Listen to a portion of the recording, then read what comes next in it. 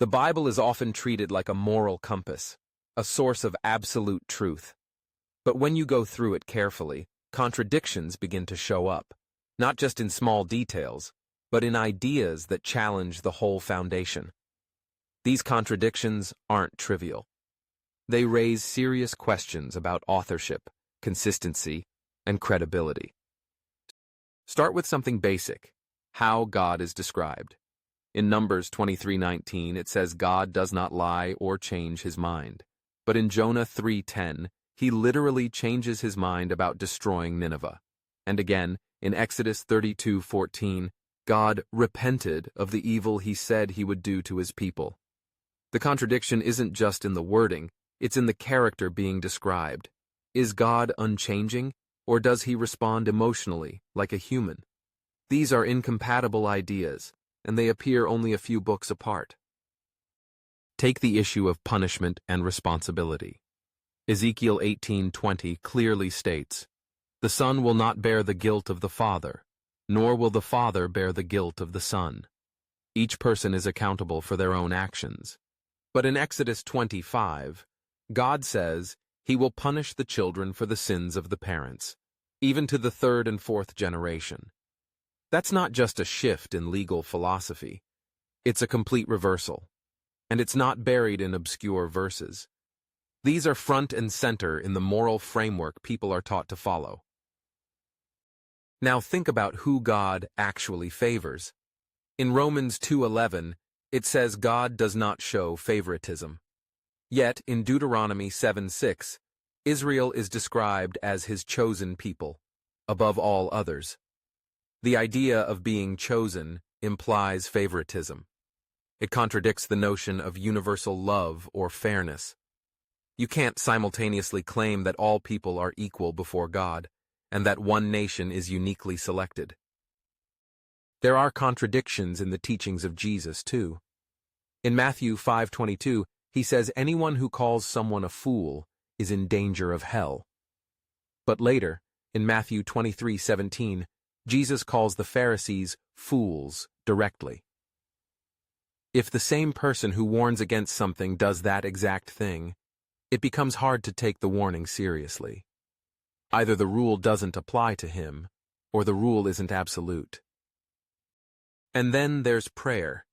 In Matthew 6:8, Jesus says, God knows what you need before you ask.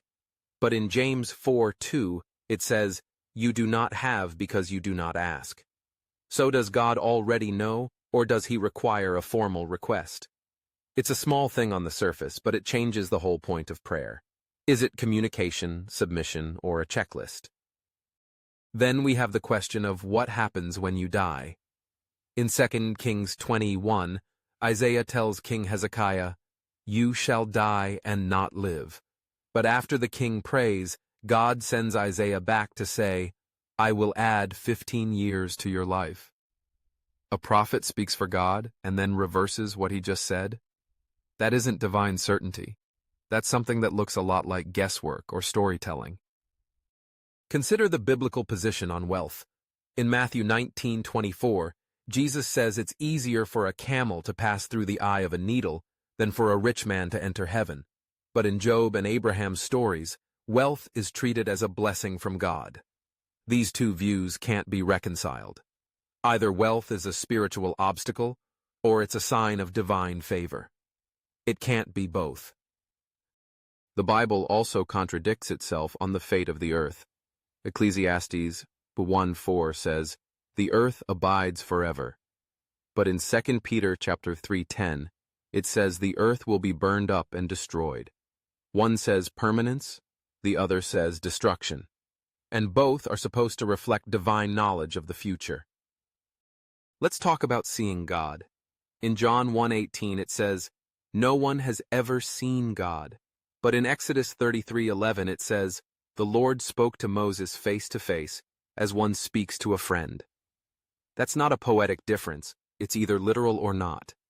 You can't say no one has seen God, then describe someone doing exactly that. And what about the law? In Matthew 5:17, Jesus says, he didn't come to abolish the law, but to fulfill it. But in Ephesians 2:15, Paul writes that Jesus abolished the law with its commandments and regulations. That's not fulfillment, that's termination.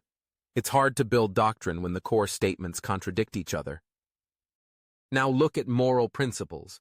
Proverbs 26:4 says, "Don't answer a fool according to his folly." But the very next verse, Proverbs 26:5, says, "Answer a fool according to his folly." Both can't be right. They cancel each other out, and yet they sit side by side in the same chapter, as if no one noticed or cared. Even the timeline of Jesus' birth doesn't line up. In Matthew, Jesus is born during the reign of Herod, who died in 4 BCE. But Luke says it happened during the census of Quirinius, which took place in 6 CE, 10 years later. These aren't theological nuances. These are basic historical facts, and they contradict each other flatly. The story of Judas's death is another example. In Matthew 27:5, Judas hangs himself. In Acts 1:18, he falls headlong, his body bursts open, and his intestines spill out. Those are not the same cause of death.